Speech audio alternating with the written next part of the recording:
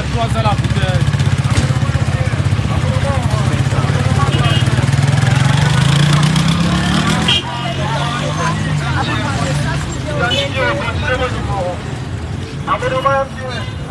Bonjour à tout le monde, j'ai eu un compte dedans. Donc vous voyez que j'entre à l'université là.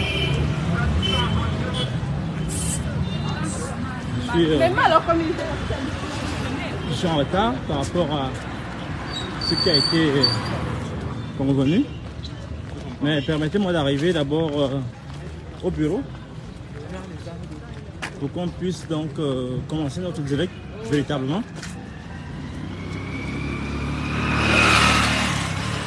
Donc on est en train d'entrer. Ah non. Ouais, mais non. Les collègues là qui me saluent.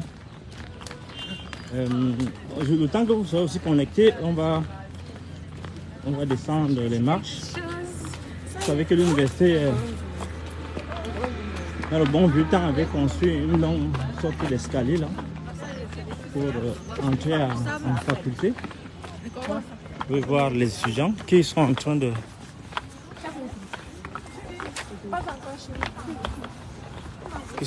de rentrer paisiblement chez eux. Donc le temps que vous soyez connectés, je descends aussi au bureau, on aura le temps de bien causer.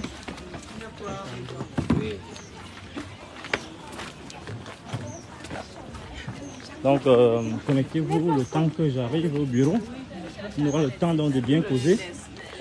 Vous pourriez peut-être me signaler déjà si le son vous arrange ou l'image est acceptable. En vous priant encore de m'excuser parce que j'ai eu un contretemps. Je dois donc descendre au bureau. On ait les conditions idoines pour travailler.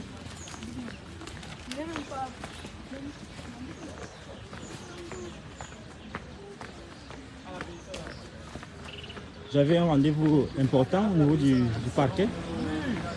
Vous voyez que nous sommes là devant le rectorat de l'université Yaoundé 1 qui est vide, il n'y a pas d'occupant. Le recteur a disparu. Et le recteur a disparu de l'université. Je le cherche partout, je ne le vois pas.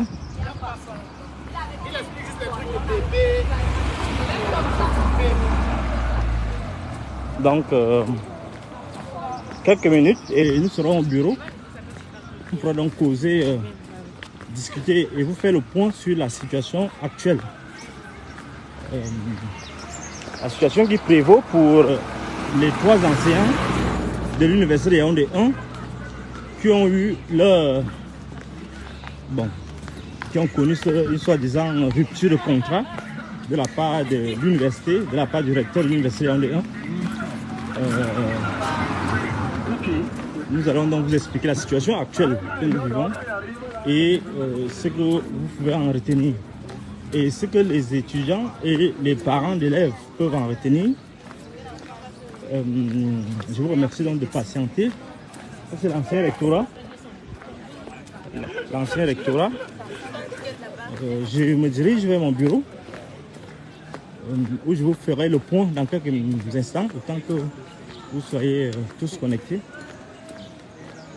Et je vous dirai les derniers développements dans cette affaire qui est d'une gravité à nul autre pareil. Bien évidemment, nous sommes au niveau de la bibliothèque, excusez-moi, au niveau de la bibliothèque de l'université. Vous voyez que nous sommes devant la bibliothèque, nous sommes en train d'aller au département de philosophie dans mon bureau. Et tout à l'heure, vous serez informé de ce qui se passe dans ce dossier. Et comme d'habitude, je tiens à vous rassurer sur ma fidélité à la vérité, sur l'intégrité morale, physique et tout ce que vous voulez qui encadre mon action citoyenne et la nécessité pour chacun de faire des sacrifices pour le bien-être de ce pays. Donc, excusez-moi quelques minutes, le temps que j'arrive à mon bureau. Nous sommes derrière là, au niveau de la faculté. Et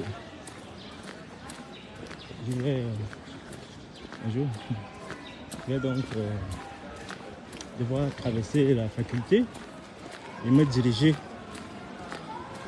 tout droit vers le département de philosophie où j'ai mon bureau.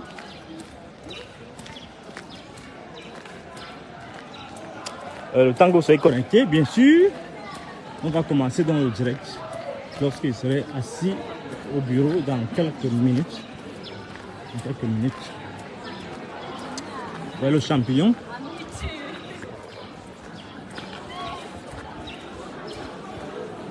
Le fameux champignon où les étudiants s'assoient pour attendre sagement leur cours. Ah, il y a les fils de fer, hein. Ah bon, il y a les fils électriques qu'on traverse, c'est comme dans tous les pays, hein. Il y a l'électricité partout. Oui, c'est très dangereux pour les étudiants, mais bon, nous sommes au village. Au village, ouais, l'électricité là, l'étudiant peut vivre l'électrocution là, en direct, sous nos yeux, et on dira que c'est la sorcellerie. Voilà le pays, voilà l'université, avec les fils de courant qui pendent partout, vous avez vu. Voilà, donc, ce qui nous préoccupe là maintenant, c'est aller dans notre bureau et nous asseoir et commencer ce direct qui va vous présenter la situation réelle de ce dossier, dans ce scandale.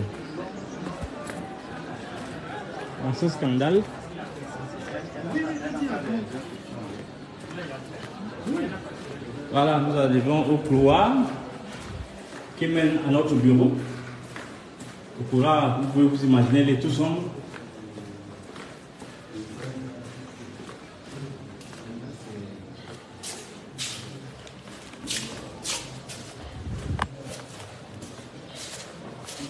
Bonjour, monsieur le chef de département. Ça va, ça va. Je vois mon nouveau chef de département qui doit quand même saluer, vous savez. Il faut quand même saluer les chefs. Il faut saluer les chefs. Bon, je suis arrivé à mon bureau. Je suis arrivé au bureau donc. Dommage, il n'y a pas beaucoup de lumière ici.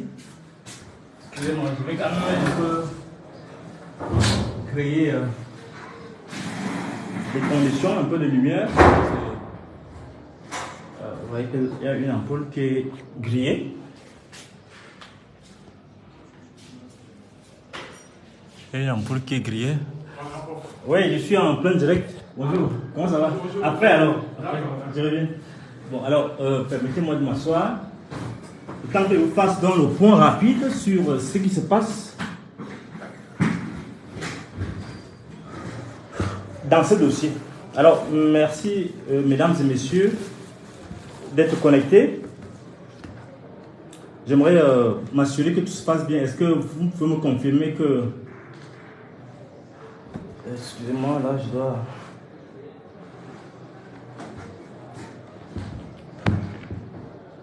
Vous pouvez me confirmer, excusez-moi là. J'avais rendez-vous au niveau du parquet et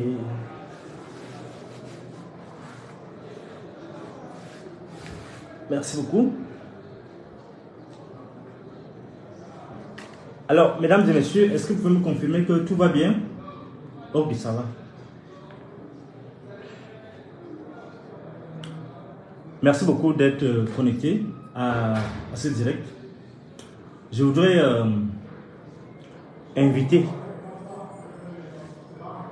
nos compatriotes qui verront cette vidéo après et à vous-même qui êtes déjà connecté, qui êtes en direct, de comprendre, d'être attentif à la gravité de la situation que nous vivons. Merci beaucoup. Thank you so much. Tata Doza. Vanik Léonel, merci. Jean-Claude Cavan, bon, salut. Benjamin Tala qui me dit que la chaîne est déchirée. Oui, c'est l'échelle de l'université, bon, c'est pas grave. C'est comme ça le pays. Je vous ai montré tout à l'heure les images des fils électriques, des fils de courant, des néos qui traînent même le sol, qui peuvent électrocuter les étudiants. Voilà. Mais vous savez que on muselle les gens, n'ont pas le droit de parler. Bon, alors, allons aussi dans le vif du sujet. J'avais 2 ou 3 observations à faire d'abord avant de parler. Première chose, je dois vous rappeler que je suis un syndicaliste. Ça dit quoi? Ça dit que en tant que syndicaliste, je dois défendre les droits de mes compatriotes, les droits des étudiants, les droits des collègues, les droits même des parents qui dépensent leurs miettes pour que leurs enfants soient formés. Deuxième chose, la situation dans laquelle le pays est plongé, il ne faut pas en douter, ne permet pas d'avoir une éducation de qualité. Aussi bien au niveau maternel, au niveau primaire, au niveau secondaire et même universitaire. Troisième chose, ce que vivent les enseignants au niveau du secondaire, avec tous les mouvements de revendication, OTS, CK, tout le reste, avec toutes ces actions cumulées, démontrent à suffisance le mépris que ce gouvernement a à l'égard de l'enseignant. Et ce n'est pas une responsabilité seulement gouvernementale, c'est une responsabilité même des collègues qui sont nommés pour essayer de coordonner l'action éducative. Bon. Vous avez suivi très récemment, en août dernier, le 11 précisément, le recteur de l'université Yaoundé 1, l'université dans laquelle je suis, je fais ce direct, je suis au département de philosophie. Le recteur de l'université Yaoundé 1, M. Aurélien Soso, Maurice Auré Soso, ou bien Aurélien Soso, ce n'est pas son réel nom. Quand je le dis, c'est à l'intention des enquêtes qui sont en cours, pour qu'on sache à qui on a affaire. Le recteur donc a décidé en août dernier de manière totalement illégale, de manière immorale même, de rompre le contrat. Ce qu'il appelle le contrat, c'est une action tout à fait illégale. Parce que lorsqu'on arrive au niveau de chargé de cours, comme moi, comme docteur Ndok, lorsqu'on arrive au niveau de maître de conférence, comme le professeur Madame Enyoro, Damaris Mandop, donc c'est épouse Enyoro, professeur Mandop, donc lorsqu'on arrive à ce niveau, on ne parle plus de contrat. D'office, on est fonctionnaire de l'enseignement supérieur, c'est-à-dire à la limite agent de l'État à un haut niveau. On ne dépend plus du contrat, on dépend maintenant du président de la République. Je simplifie pour que vous compreniez. Les techniciens savent que le décret qui organise le fonctionnement des universités a établi un ensemble de normes. Parce que c'est le rappel des faits. Je vous explique ce qui se passe maintenant. A établi les normes de fonctionnement dans les universités d'État au Cameroun. Et je vous préviens que le président de la République avait dit, lorsque ce décret était signé, qu'il ne veut pas entendre parler des universités, d'organisation des universités privées. Donc, il est concentré sur le fonctionnement des universités d'État. C'est ce texte qui organise notre corps. Et le recteur de l'université Yaoundé 1, en violation de tous ces textes, a décidé, en lieu et place du président de la République, outrage dans le chef de l'État, il a décidé souverainement, illégalement, illégitimement, avec une morgue qui n'a pas de nom, il a décidé donc de rompre nos contrats. Avec, il voulait dire qu'il décide de nous licencier, quoi. Mais je dois vous faire observer que sans être partisan du gouvernement, sans être partisan du RDPC, mais il y a des constances. Lorsqu'un pays fonctionne, qu'il fonctionne mal, fonctionne bien, il y a des choses qu'on ne fait pas. On ne s'arrose pas les droits, les privilèges qui incombent au président de la République. Alors, mesdames et messieurs, le 11 août dernier, donc, le recteur de l'université de 1 a décidé de nous radier. Alors, mes collègues et moi avons attendu. Nous avons au départ décidé de réagir fermement à cette injustice. Et nous avions planifié même d'ailleurs une action forte en septembre. Vous savez, je suis le porte-parole du groupe parce que je suis syndicaliste, c'est moi qui parle en leur nom. Nous avions pensé cela. Mais vous savez, en tant que leader, j'ai l'obligation de suivre le consensus qui se dégage de nos réunions. Mes collègues avaient jugé opportun de donner la chance au gouvernement de se racheter, non seulement au professeur Soso, au recteur, de rapporter sa décision, mais aussi au ministre d'État, ministre de l'Enseignement supérieur, à travers la saisine de son autorité. Bonjour, collègue. À travers la saisine de son autorité, on espérait donc que le ministre d'État, ministre de l'Enseignement supérieur, allait aider à rapporter cette décision à travers ce recours hiérarchique que nous avions introduit. Après le recours de la CIE au recteur de l'université, adressé au recteur de l'université, un signataire de cette décision illégale. Je peux vous dire donc, en ce jour, 13 novembre, que rien n'a été fait et nous sommes donc fondés dès l'instant présent à saisir le tribunal administratif. Première information. Deuxième information, contre mon gré, j'ai dû saisir au nom des collègues, en tant que syndicaliste, en tant que leader de cette affaire, dans cette affaire, où on a voulu défendre simplement les droits des enseignants, le droit à la parole, le droit à la critique de la gouvernance universitaire, le droit à la spoliation des richesses, des ressources de l'université. On a voulu juste défendre les collègues, défendre nos biens, parce que les choses de l'université appartiennent pas au recteur, ni à sa femme, ni à son fils. Elles appartiennent au corps enseignant, à l'État en fait. Donc, on a jugé qu'on devait nous sanctionner. Alors, contre mon gré, j'ai encore écouté mes collègues et nous avons dû saisir l'instance suprême, c'est-à-dire le gouvernement, le président de la République. Parce que c'est le président du Conseil d'enseignement supérieur de la recherche scientifique et technique.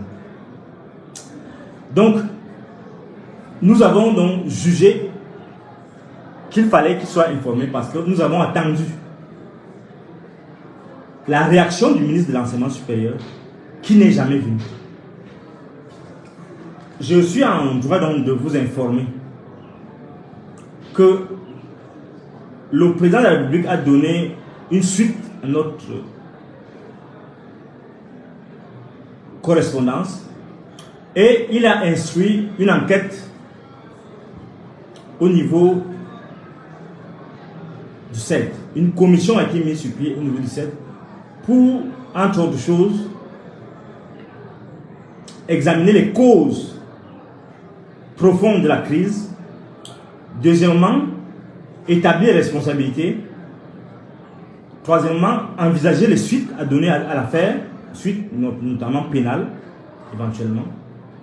Et enfin, faire des propositions. La commission dont les travaux se poursuivent, je n'ai pas besoin de donner les détails, parce que je ne suis pas autorisé à dévoiler tout ce qui se passe. La commission qui nous a entendus pendant plusieurs jours a eu donc la quintessence des éléments que nous devions mettre à leur disposition. Nous avons pris la peine d'expliquer tous les travers de la gouvernance universitaire, tous les crimes orchestrés dans cette université, tous les excès et les abus de pouvoir auxquels nous assistons, c'est-à-dire que dont nous sommes victimes à l'université. Nous avons donné les preuves tangibles de ce que nous ne parlons pas en l'air, de ce que nous ne faisons pas de preuves d'insubordination. Nous avons établi devant les enquêteurs les preuves, nous avons établi les faits avec des preuves. J'insiste sur les moments de preuves. Après avoir d'abord présenté déjà ces éléments-là au niveau de la région, où une enquête a été aussi ouverte au niveau de la région de gendarmerie, la première région de gendarmerie. Je récapitule jusque-là. J'ai dit, je vous ai rappelé les faits, et je vous ai dit, on attendait donc une réaction de la hiérarchie, c'est-à-dire de celui qui a signé le communiqué, c'est-à-dire le recteur, ou bien une réaction au niveau de la hiérarchie du recteur, c'est-à-dire le ministre d'État, le ministre de l'Enseignement supérieur. La deuxième chose, c'est que, contre notre gré, en tant qu'individu, en tant que personne physique et figurante, nous avons été amenés à saisir le président de la République, qui est le président du Conseil d'enseignement supérieur et de la recherche scientifique et technique, qui a ordonné donc une enquête sur cette question fondamentale. Mesdames et messieurs, ce que je peux dire à ce niveau, c'est déjà remercier les enquêteurs qui ont fait preuve de beaucoup de professionnalisme et de beaucoup de tact dans leur façon d'examiner cette question-là. Sans discernement, c'est-à-dire sans flatterie, je dois dire que j'ai compris l'importance que certains au cœur du gouvernement ont apporté à cette affaire, parce que cette affaire est de nature non seulement à jeter l'opprobre sur l'enseignement supérieur dans l'ensemble, mais aussi sur la gouvernance. Parce que lorsque un recteur se permet de faire du faux, c'est-à-dire lorsqu'un esprit supposé grand esprit, supposé grand commis de l'État, se permet de faire du faux à ce niveau, se permet de brader les biens publics, lorsque l'intelligentsia, qui est supposée être la lumière d'une république, d'un pays, d'un État, d'une nation en construction comme la nôtre, lorsque l'intelligentsia dirige, se permet donc de violer le serment de l'intégrité, le serment de la droiture, le serment de l'éthique, le serment de la déontologie universitaire. À ce niveau, nous ne pouvons que constater et le décrier. Et les enquêteurs ont pris conscience de la gravité de la situation. Mon intervention de ce jour vise à deux objectifs. Premier objectif, vous faire prendre conscience de la situation dans laquelle nous sommes. C'est-à-dire quoi? Et deuxièmement, dire au président de la République, aux responsables gouvernementaux, l'enjeu du comportement, ce qui se crame dans l'esprit de Aurélien Soso. D'abord à vous, les étudiants, les enseignants, les parents, le contribuable camerounais. Je voudrais vous expliquer quelque chose. Je vous ai dit au début que nous avions pensé qu'il était temps qu'on observe les 3 mois requis dans les textes, dans la loi, les 3 mois qui doivent précéder la saisine du tribunal administratif. Ils ont eu donc 3 mois. Le recteur Aurélien Soso a eu 3 mois pour revenir à sa décision, pour rapporter sa décision. Le ministre de l'Enseignement supérieur, le professeur Jacques Famendongo, a eu 3 mois pour revenir à sa décision. Pour rapporter la décision du recteur de l'université à travers le recours hiérarchique après le recours gracieux adressé au recteur. Nous avons donc adressé un recours hiérarchique au ministre d'État, ministre de l'Enseignement supérieur, à sa demande. Je dois préciser, à la demande des services du ministère de l'Enseignement supérieur, à leur demande, j'insiste, la demande qui a été formulée à mon endroit personnellement, en tant que leader du groupe, et à l'endroit qui a été aussi demandé aux autres collègues, nous avons fait notre avocat, le maître Modjo, a fait les diligences nécessaires à cet effet, à cette cause. Malheureusement, il y a eu un silence. Ce silence explique mon direct de ce jour. Je vous informe donc que dès à présent, nous allons donc saisir le tribunal administratif et nous allons demander réparation de ce préjudice irréparable. Dès demain, nos avocats vont prendre le relais et ils vont saisir le tribunal administratif. Ce qui est en jeu ici, je parle là aux étudiants, aux enseignants, aux parents, aux contribuables, c'est que aussi bien le ministre de l'enseignement supérieur, aussi bien le recteur Aurélien Soso, il ne leur importe pas de savoir que l'État va dépenser leur argent, l'argent du contribuable. Non. Aurélien Soso, Jacques Famin Ndongo, se fout royalement de ce que cela peut coûter à l'État. Malheureusement, on ne peut pas laisser passer cela. Parce que ce que nous subissons, ce que moi personnellement je subis depuis 8 ans, ce que madame le professeur Mandok Damari subit depuis presque 5 ans, ce que monsieur Ndok subit peut-être depuis 3-4 ans, cela est irréparable. Ce préjudice est irréparable. Parce que l'argent ne peut pas payer ça. Même si on a de l'argent après, même quand on va gagner cet argent, hello bro, how are you doing? Sorry, I'm busy. Même quand on va gagner cet argent, cela ne pourra rien réparer.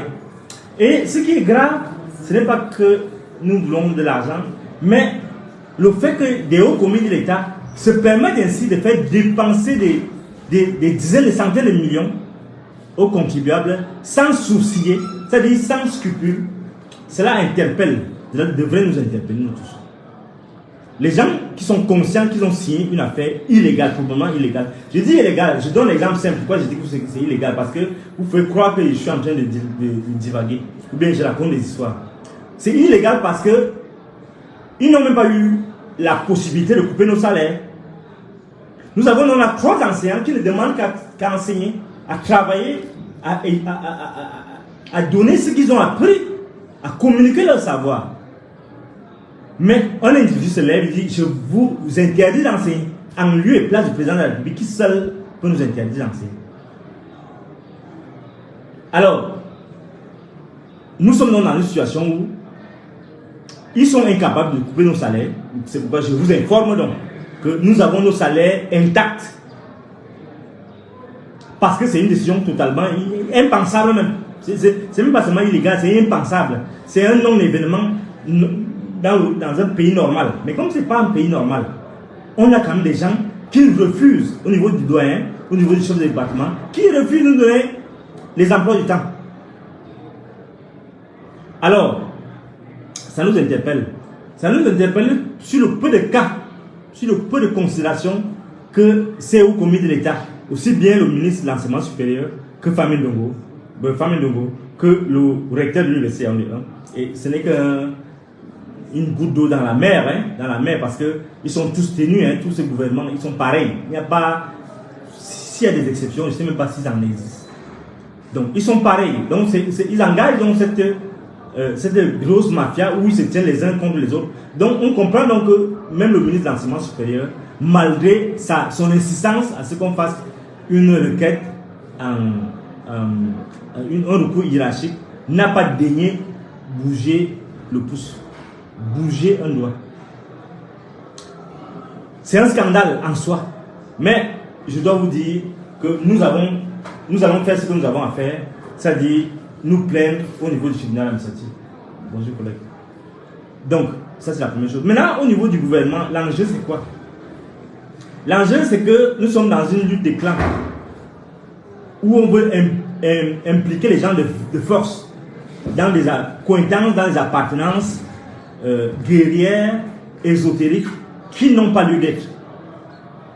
Donc, lorsque le ministre d'État, ministre de l'Enseignement supérieur, dit qu'il ne veut pas ça a commencé avec l'affaire Messanga Yamdi, mon neveu, qui m'explique l'autre jour que non, le ministre d'État, bon, oui, il dit qu'il ne peut pas intervenir parce qu'il ne peut pas les prendre avec Ngongo.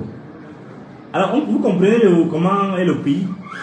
Donc, c'est le même raisonnement. Il ne veut pas les prendre avec Soso. Un ministre d'État, ministre de l'enseignement supérieur, ne veut pas les prendre avec Soso. Vous comprenez jusqu'où la décrépitude. Vous comprenez jusqu'où ceux qui sont chargés d'être des éclaireurs publics, les éclaireurs, c'est-à-dire la société, c'est-à-dire les universitaires, sont les premiers qui sont versés dans la gadoue, c'est-à-dire que vous voyez jusqu'où les créatures, parce que les créatures de Biya, c'est ça, c'est-à-dire qu'il a créé un système où il les tient tous, et où ils se tiennent tous, où ils se font tous des coups bas, où certaines personnes sont seulement préservées, c'est-à-dire les boulous. Les boulous dans le sens où, je le dis, on va dire que je suis Kibalais. Non, non, non. Si c'était un boulot qui avait ce cas, ça n'allait jamais arriver. C'est-à-dire qu'on fait tout, les super boulots, ce qu'il appelle les super boulots, c'est-à-dire que les gens qui sont au pouvoir, qui ont confisqué le pays, et qui se permettent de tuer en même temps les boulous, les bêtis, les Zaoussa, les Bamileke, ils sont un groupuscule, des gens qui les recrutent. Quand il dit boulot, super boulot et affilié, c'est-à-dire que il y a un petit groupuscule des Wondola, petit groupuscule, des gens de Sawala qui sont des petits nègres de service. C'est comme ça que le pays fonctionne. Arrêtez-moi ces histoires de Chibalé. Non, on est dans une réalité claire. Et je comprends pourquoi un acteur politique avait dit est-ce qu'il faut faire un concours. Si j'avais fait un concours pour être fils de boulot, est-ce que je serais dans cette situation où je suis? Que depuis 8 ans, depuis 2014, 2015, que je suis recruté à l'université en E1, je ne bouge pas d'un pas. Je suis persécuté à vie. Et on me contraint par la force à adhérer à des choses qui ne sont pas conformes à mon goût, conformes à mes convictions. Est-ce que c'est comme ça qu'un pays doit fonctionner? Ce n'est pas une question de tribalisme, c'est comme ça que le pays fonctionne. Donc, quand les gens s'en prennent à une personne qui a dit est-ce qu'il faut faire un concours pour être boulot. Non, c'est comme ça que ça fonctionne. Ça fonctionne malheureusement. Donc, lui, là, il est une femme boulot. Bon, on ne peut pas le toucher parce qu'il est associé, affilié, associé au boulot. Ça, c'est moi qui parle maintenant à mon nom. Je parle à mon nom en tant qu'éton de Bala. Si c'était un boulot, de Moyomo Sala, je ne sais pas où, ça n'allait pas arriver. Ça n'allait pas arriver.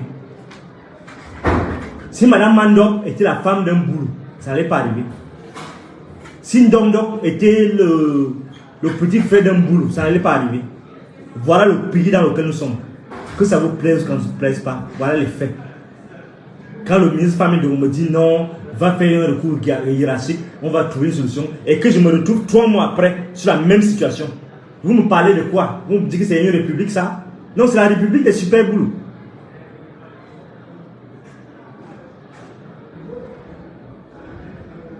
Oui, c'est la république des super boulots. Des gens qui ont décidé que c'est eux. Et vous comprenez pourquoi le 6 novembre dernier, Jacques Famé a expliqué l'ontologie boulot devant la face du monde, sans soucier, à l'aise que Vomeka, c'est la terre promise. C'est-à-dire que tous les Camerounais doivent aller. Ce n'est pas la République, hein. C'est Vomeka qui devient l'horizon indépassable de la Camerounité. Pour être Camerounais, il faut penser, rêver, dormir, manger, déféquer boulot, déféquer Vomeka. Voilà, il a dit que c'est la terre promise. C'est ce pays. Donc, je voulais faire ce lien pour dire que il faut être lucide, très lucide, voir comment ce pays fonctionne et analyser les faits et comprendre les causes. Donc, justement, parce que les gens sont dans un groupe, une mafia dominée par les super boulots, ils croient donc que tout le pays leur appartient et que toutes nos vies leur appartiennent. Je leur dis donc, ici et maintenant, que peu importe ce que vous allez faire, le président de la République a pris ses décisions, il a organisé, il a ordonné une enquête, mais je ne veux pas décrier le travail des enquêteurs, je leur tire un chapeau parce qu'ils ont été professionnels, mais on sait jusqu'où vont les résultats des enquêtes dans ce pays. On espère que, comme les autres enquêtes, comme les enquêtes de Martinez-Zogo, ça ne va pas patiner. La commission d'enquête est sur pied, et à pied d'œuvre pour dévoiler les tenants et les aboutissants de cette sombre et lugubre affaire à l'université Yaoundé 1 qui impacte toute l'université, mais c'est à nous, universitaires, de nous ressaisir et d'être exemplaires.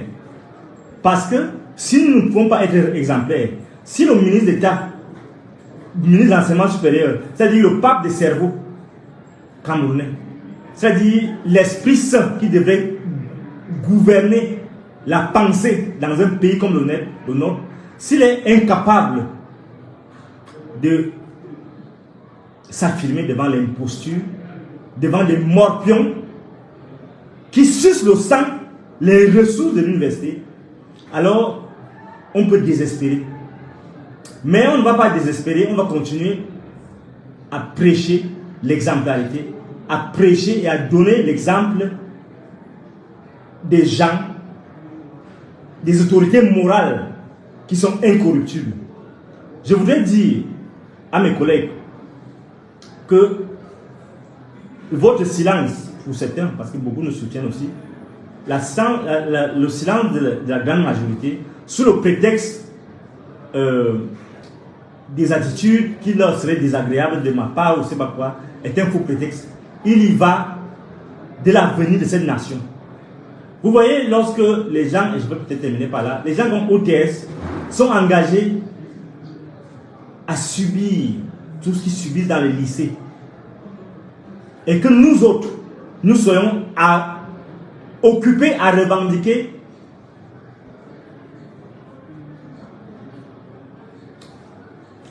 le paiement de la dette académique, sans émotion sur ce que subissent les autres, nos collègues du secondaire. On comprend jusqu'où donc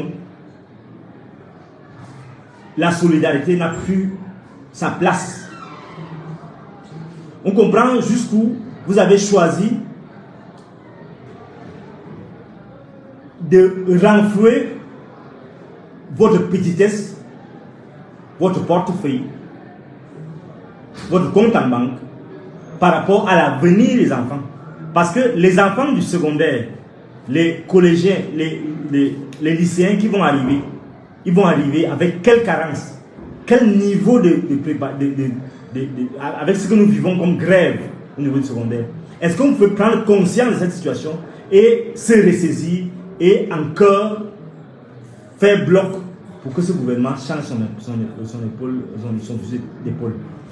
C'est cette exhortation, c'est par cette exhortation que je m'en vais vous dire que dès demain, donc, nous allons entreprendre donc, à notre niveau les diligences nécessaires pour que nos droits soient respectés au niveau du tribunal administratif, puisque le recours gracieux, aussi bien le recours gracieux donc adressé au recteur de l'université de 1 que le recours hiérarchique adressé au ministre de l'enseignement supérieur n'ont abouti à rien, et que l'enquête ordonnée par le président de la République, où nous avons été auditionnés pendant longtemps, pendant plusieurs jours, jusqu'à tard dans la nuit, de 22 h, est en cours, nous n'avons pas d'autre solution que de saisir le tribunal administratif dès demain et de demander des réparations, des dommages qui, pour ma part, devraient s'élever, la demande que je vais formuler, à 1 milliard de francs CFA.